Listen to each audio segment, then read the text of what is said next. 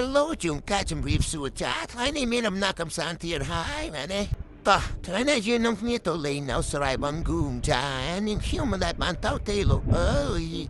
ដោយសារតែទឹកឡើងមកមួយយេងយូរដែរ មាននិយាយថាមិនចេះណាបងប្អូនផ្ទះនៅចិត្តស្ទឹងទេតាមតែបានតលំហែនៅស្ទឹងម្ដងណាទេ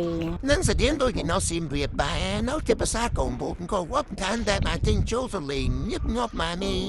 អ្នកខ្លះતેមតាមដែរឃើញទៀតណា ហ្នឹងហើយបងប្អូនជីកកាត់នៅវាស្រែកន្លែងភ្នំតូចតិចអូយទេសភាពស្អាតល្អសាហាវហ្មងពងមានកម្រងថ្ងៃណាមួយនឹងឡើងភ្នំតូចផ្ដិតយកទេសភាពផ្ញើបងប្អូនម្ដងតែថ្ងៃនេះនាំបងប្អូនទៅលេងវាស្រែសិនណា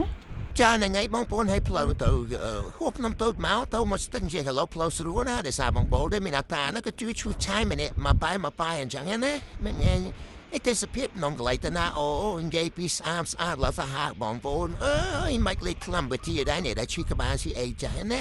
គាត់តែបានមកដល់ស្ទឹងភ្លាមដឹងតែបាត់ជំងឺឈឺក្បាលនឹងភ្លាមហ្មង និយាយរួមបើឲ្យខ្ញុំជ្រើសរើសការដើរកំសាន្តនៅតាមទីក្រុងនឹងវាស្រែខ្ញុំជ្រើសយកវាស្រែហើយបងប្អូនអើយ ចាហើយយើងក៏បានធ្វើដំណើរមកដល់មាត់ស្ទឹងចាអាចឆ្លងមាត់ស្ទឹងទៅរត់ត្រៃមកខាងទៀតចា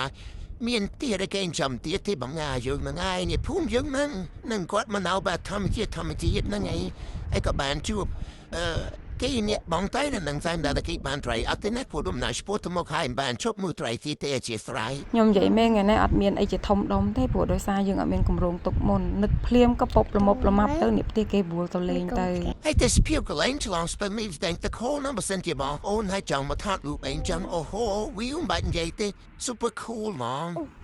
តែកន្លែងឆ្លងស្ទឹងមិញបើសិនជាម៉ូតូយើងឆ្លងពិបាកបន្តិចណាបងប្អូនដោយសារគោយន្តយើងកង់4មែនទេអញ្ចឹងយើងអាចថាមកបានរៀងស្រួលខ្លះចាហើយពួកយើងក៏បានជិះមកដល់ស្រែមួយកន្លានេះអូនិយាយពីថាល្អម្លេះក្រាស់ខ្មឹកខៀវឲ្យសងាត់ហ្មងម្ចាស់ស្រែណាមួយណាឆាប់ចេញមុខមកភ្លាមមកមានវិធីសាស្ត្រមិនបានជាធ្វើឲ្យស្រូវអីក៏ល្អយ៉ាងនេះពេលខ្លះឃើញស្រែគេល្អរងថាដាក់ caption ទៅស្រែខ្លួនឯងដែរហ្នឹងណាចាហ្នឹងហើយបងប្អូនកន្លាខ្លះទៅក៏ដោះហើយកន្លាខ្លះក៏កំពុងតែព្រោះហើយកន្លាខ្លះក៏គាត់បានដោះប្រហែលជាខ្ទង់ម៉ៃចាអាមអីហើយដូចជាស្រូវខ្ញុំជាដើមអីអញ្ចឹងណាប៉ុន្តែអត់ទាន់ដល់ទេចាហ្នឹងហើយនេះស្រូវរបស់ខ្ញុំចានៅបឹងរូងដែរប្រហែលជាព្រោះហើយចាបងប្អូនព្រោះបានកន្លះខែហើយអូនិយាយពីថាល្អណាបងប្អូនអើយជិះមកដល់ហើយមានកម្លាំងចិត្ត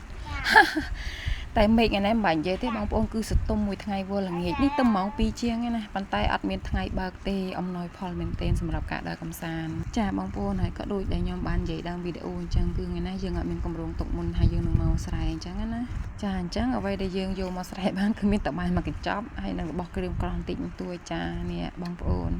ហ្នឹងហើយបងប្អូនណាដែលហូបបាយអត់ចូលអីអញ្ចឹងណានៅផ្ទះអញ្ចឹងអាចវិចបាយ